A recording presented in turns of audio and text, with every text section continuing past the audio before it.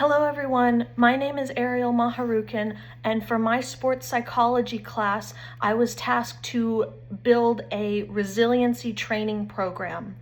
I decided to go with option 2, which was looking at a team and how that team can employ some techniques to break a losing streak.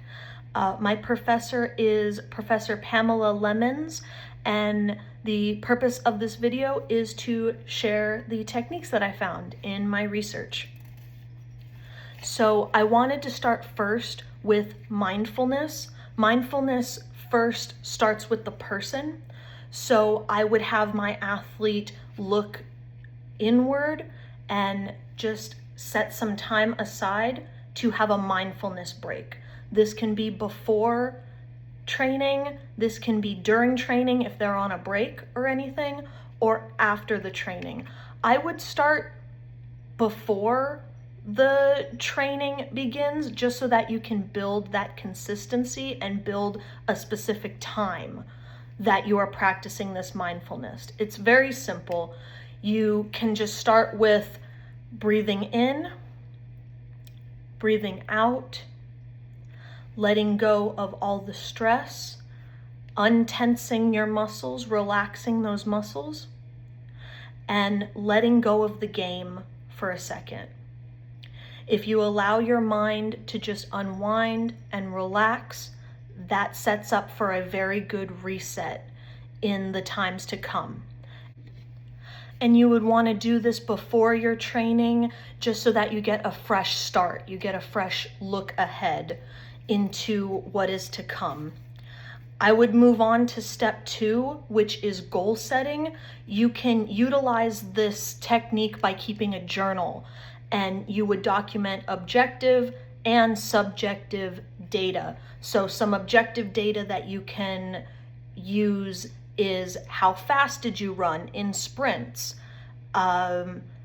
How high did you jump when you had to do the jumping practice? This is more to be used in conjunction with your coach, because the coach is the one that gives you these exercises.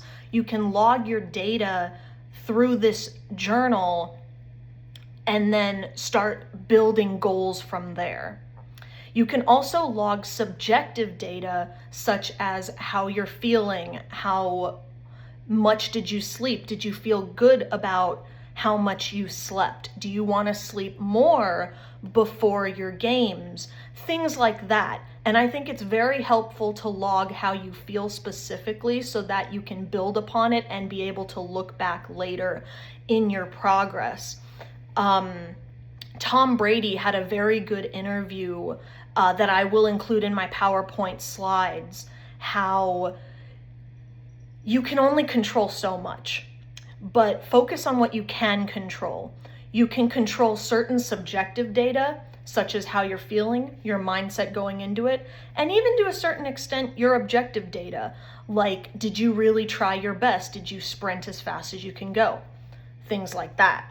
And I think goal setting using a journal is very helpful for me specifically because I am in the military and I have to do a lot of long distance running, and those are very helpful in that.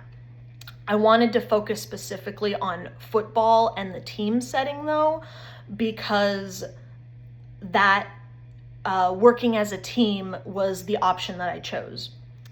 And when you're taking the mindfulness of yourself, you can start to bridge that with the goal setting as you're looking at the entire team. That can be an objective and subjective information that you're taking in.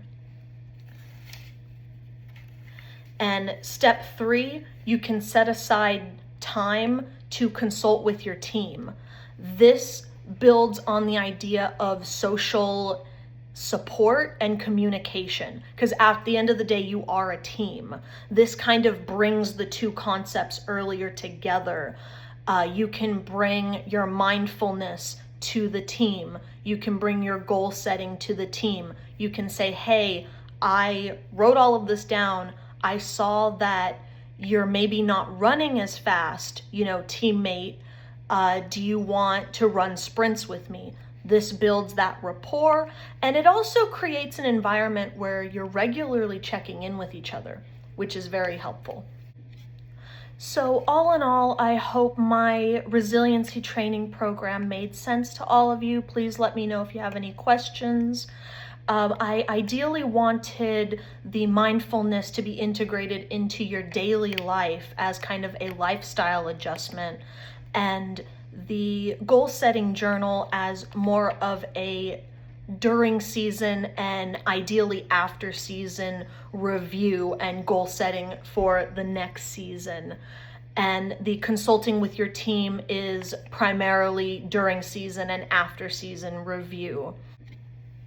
So thank you for watching, thank you for listening, and I hope this helps you improve your team resiliency in the future. Bye-bye.